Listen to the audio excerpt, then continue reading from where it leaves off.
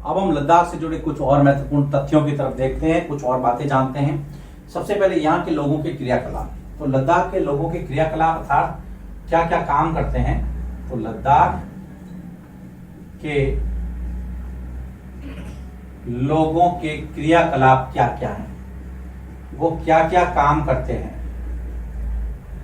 लद्दाख के लोगों के क्रियाकलाप, सीधा सीधा प्रश्न आता है, कई बार आता है। आपको सिर्फ उसका पॉइंट वाइज इसकी लिस्ट बनानी है, कुछ नहीं करना है। सबसे पहले तो यहाँ के लोग पर्यटन में अब ज्यादा रुचि लेने लगे, क्योंकि बहुत अच्छा स्थान है? लोग आते हैं तो पर्यटन में संलग्न रहते हैं, पर्यटन में लगे रहते हैं। मतलब लोग आते हैं, उनको घुमाते हैं, गाइड का काम करते हैं, अपनी आजीविका चलाते हैं। तो सबसे पहले तो गाइड का काम यानी पर्यटन के अंदर ये रुचि लेने लगे हैं। दूसरा गोंपा दर्शन, यहाँ पे लोग गोंपा दर्शन, जो बौद्ध मठ हैं उनसे संबंधित जो है गोंपा दर्शन करवाते हैं, गोंपा दर्शन में इंटरेस्ट लेते हैं। धार्मिक अनुष्ठान करते रहते हैं, धर्म में इनकी बहुत आस्था है, और जो भी धर्म के हो अपने अपने अनुष्ठानों में ये लोग व्यस्त रहते हैं, धार्मिक अनुष्ठान करते हैं। इसके अलावा घास के मैदानों की सैर है, हिमनदों की सैर है,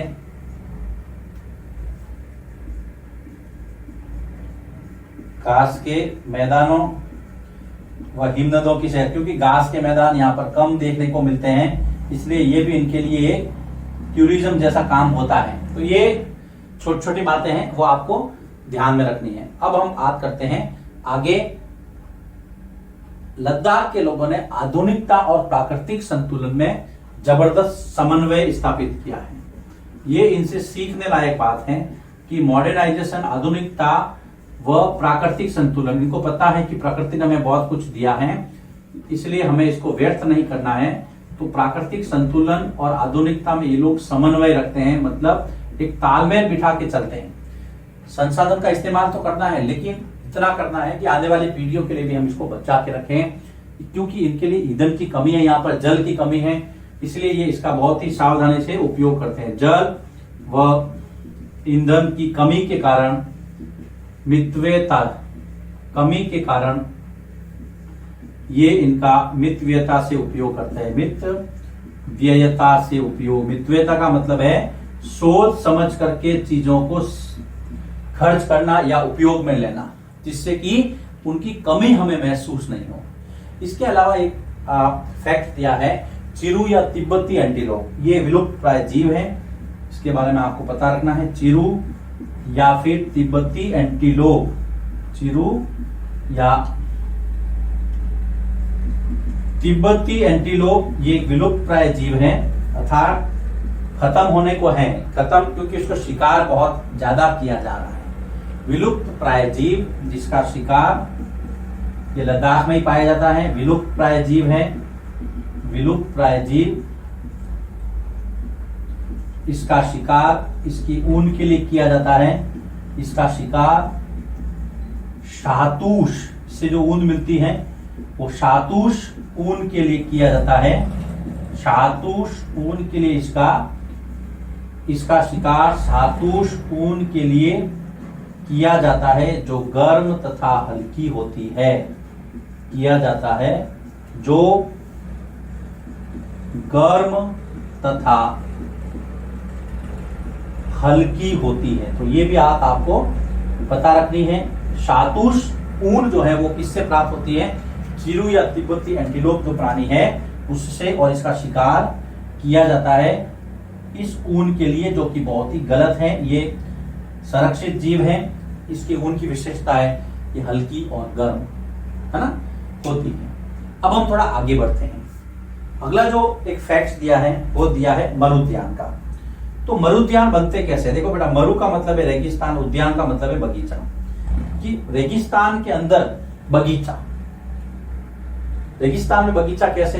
तो आपको इसके अंदर कुछ स्टेप्स पता रखने हैं। यहां पर जब तेज हवा चलती है तो तेज हवा रेत को उड़ा ले जाती है। ध्यान रखना एक एक स्टेप। तेज हवा रेत को उड़ा ले जाती है तथा जिससे क्या बन जाते हैं? गड्ढे बन जाते हैं, गर्त बन जाते हैं। गर्त भी छोटे मोटे नहीं, बहुत बड़े बड़े गड्ढे, क्योंकि आपको पता है रेगिस्तान में धूल भरी आंधियां चलती है, बहुत तेज पवन चलती है, तो वो अपने साथ में जो बवंडर का रूप लेती है, तो वहां से क्या करते हैं, हवा तेजी से उड़ जाती है, हवा रेत को ले जाती है, तो वहां पर बड़े बड़े गड्ढे बन जाते हैं। गड्ढे बनने के बाद जो भूमि का जो जल है वो ऊपर आ जाता है। दूसरा है भूमिगत जल सतह पर आ जाता है, भूमिगत जल सतह पर आ जाता है, सतह पर आ जाता है, जिससे वहां खजूर और उसके साथ में दूसरी भी वनस्पति उग जाती है, खजूर आदि वनस्पति उग जाती है तथा वह उद्यान बन जाता है, उग जाती है तथा उद्यान बन जाता है। इसको हम क्या कहेंगे, मरुद्यान। और ये उद्यान बहुत बड़े होते हैं, ये मरुद्यान बहुत बड़े होते हैं। एक एग्जाम्पल दिया है मोरक्को का टेफिलालेट मरुद्यान। देखिए मैं यहां पर लिख रहा हूं, मोरक्को अफ्रीकी देश है। हम लोग सहारा पे वापस चलते हैं। मोरक्को का टेफिलालेट मरु उद्यान, याद रखना, टेफिलालेट मरु उद्यान जिसका क्षेत्रफल है 13,000 वर्ग किलोमीटर। ये देखिए कोई कम जगह नहीं है, ये 13,000 वर्ग किलोमीटर में टेफिलालेट मरु उद्यान फैला है। तो प्रश्न आ सकता है कि मरु उद्यान कैसे बनते हैं। तो मरु उद्यान बनने की जो प्रक्रिया है, स्टेप्स में तेज हवा रेत को उड़ा ले जाती है, जिससे वहां गड्ढे बन जाते हैं। इन गड्ढों में भूमिगत जल सतह पर आ जाते हैं, तो खजूर जैसे दूसरी वनस्पति भी उग जाती है और उसको उद्यान का रूप दे देते हैं, मरु उद्यान। फिर एग्जाम्पल के लिए कहे कि मोरक्को टेफिलालेट मरुद्यान मोरक्को का जिसका क्षेत्रफल 13,000 वर्ग किलोमीटर है, तो यह आपको पता रखना है, टेफिलालेट मोरक्को। इसके अलावा अल अजीजिया एक जगह का नाम दिया है, अल अजीजिया। यह भी क्यों फेमस है, अल अजीजिया कहते हैं कि 1922 के अंदर यहां का तापमान 57.7 डिग्री सेल्सियस हो गया था।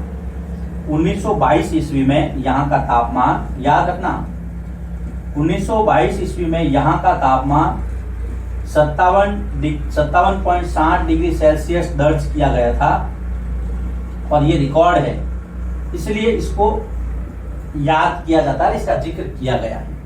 ये अल अजीजिया त्रिपोली और लीबिया के दक्षिण में स्थित है। हमने सहारा रेगिस्तान पढ़ा था ना, तो उसमें बहुत सारे क्षेत्रों के नाम थे। तो इसकी लोकेशन क्या है, त्रिपोली तथा लीबिया के दक्षिण में स्थित है। द लिखता हूं मैं, द से आप दक्षिण समझ लेना। तो देखिए यहां पर हमने क्या देखा, सबसे पहले लद्दाख के लोगों के क्रियाकलाप, पर्यटन, गोपा दर्शन, धार्मिक अनुष्ठान, घास के मैदान और हिमनदों की सैर। उसके बाद में देखा कि यहाँ के लोगों की विशेषता आधुनिकता के साथ में प्राकृतिक संतुलन में समन्वय, मितव्ययी बहुत है, लोग सोच समझ करके संसाधनों का उपयोग करते हैं क्योंकि उनको पता है संसाधनों का उपयोग ध्यान से करना चाहिए। फिर महत्वपूर्ण फैक्ट है चिरू या तिब्बती अंडीलोप प्राणी जिसका शिकार सातूस नामक ऊन के लिए किया जाता है, यह आपको पता रखना है। ये ऊन गर्म और हल्की होती है। देन मरुद्यान कैसे बनता है मैंने आपको बताया, वापस बताने की जरूरत नहीं है, 2 बार बता दिया। देन मोरक्को का एग्जाम्पल है टेफिलालेट मरुद्यान का।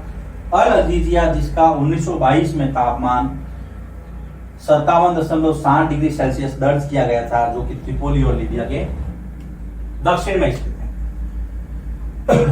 ये आपको चैप्टर पूरा होता है यहाँ पर। इसके जितने भी वीडियोज हैं, लगभग 7 वीडियो है इसके, लेकिन छोटे छोटे 8 से 9 मिनट के हैं सारे, 8-9 आपको याद रखने हैं, आपको देखने हैं, नोट्स बनाने हैं। और साथ ही जो हमारा ब्लॉग है जिसका एड्रेस आपको पट्टी में नजर आ रहा है, उस एड्रेस के द्वारा आप वहां पर जाकर के इसका नोट्स देख सकते हैं, इससे संबंधित वीडियो लिंक वहां पर मिल जाएगी। वर्कशीट्स आपको वेबसाइट पर उपलब्ध है, बहुत सारा स्टडी कंटेंट है, बस आपके पढ़ने की जरूरत है। इसके अलावा भी आपको लगता है कि कहीं कोई दिक्कत है तो आप सीधा मुझे इसी नंबर पर 6376886970 पर कॉल या मैसेज करके पूछ सकते हैं। फिर से मुलाकात होगी आपसे नए चैप्टर के साथ।